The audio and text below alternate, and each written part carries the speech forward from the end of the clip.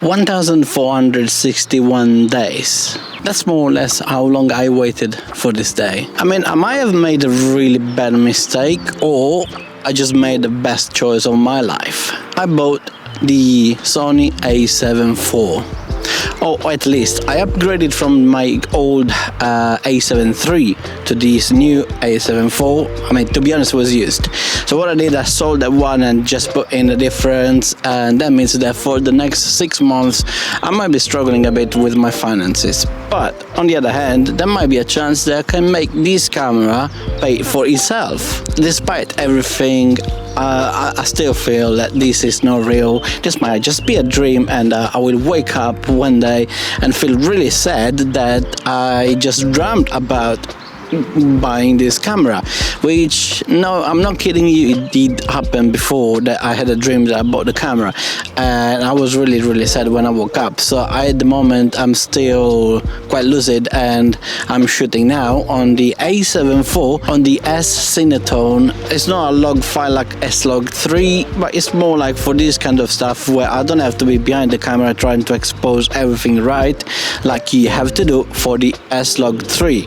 But we will get to the S-Log3 later on this video. So one of the reasons why I'm not really sad at all for making this maybe bad decision is obviously the photography. Upgrading from a 24 megapixel sensor to a 33, this makes a huge difference. You can see sharper photos and way more details in them, and is absolutely stunning. Another thing that I noticed is also the colors and the shadows don't really fall apart when you try to push the sliders a bit more than usual, whereas on my Sony A7III I will start to see more grains and strange things happening in the shadows when I got too low or even too high sometimes, and the colors will break very easily compared to the Sony A7IV. But don't get wrong what I'm saying, because the Sony A7III is definitely a great camera for photography, but the Sony A7IV is totally at another level. It would be actually cool to get on top of this tree and sit here while I'm making this video, but I don't think it's a good idea.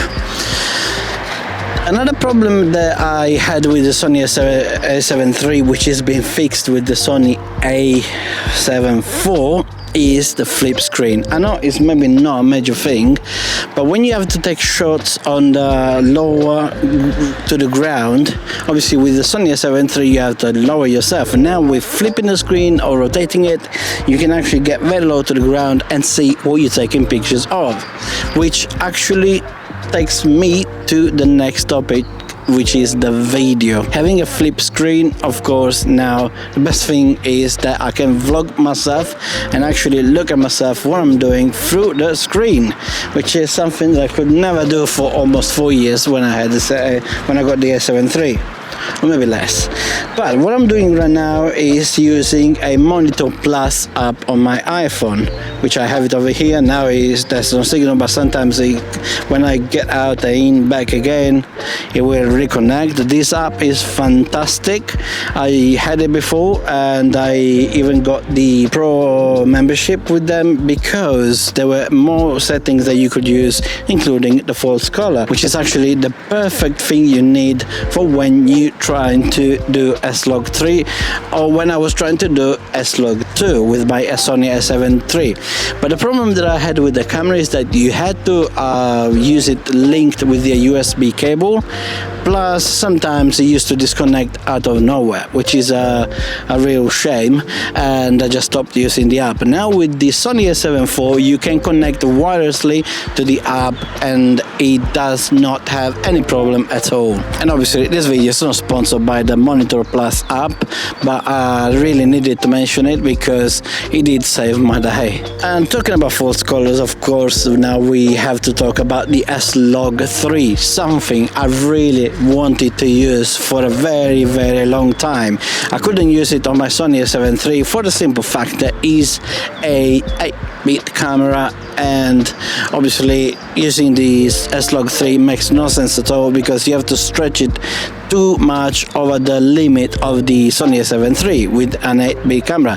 But being the Sony A7IV a 10-bit camera 422, now we can use the S-Log3 and get stunning results. The video quality is beautiful, just right out of the camera. Right now, as I said before, I'm using the Sony A7III because I don't have to be behind the camera trying to expose it right for the S-Log3, but I took some shots with the S-Log3 and I'm going to show it to you right now while we're talking about this, because color grading with S-Log3 is actually the most beautiful thing you can ever do when you're editing your videos. Now, from a boring job or something that you try to fix with the S-Log2 with the Sony A7 III, it became actually nice. It became fun to finally color grade with the S-Log3 on this beautiful camera.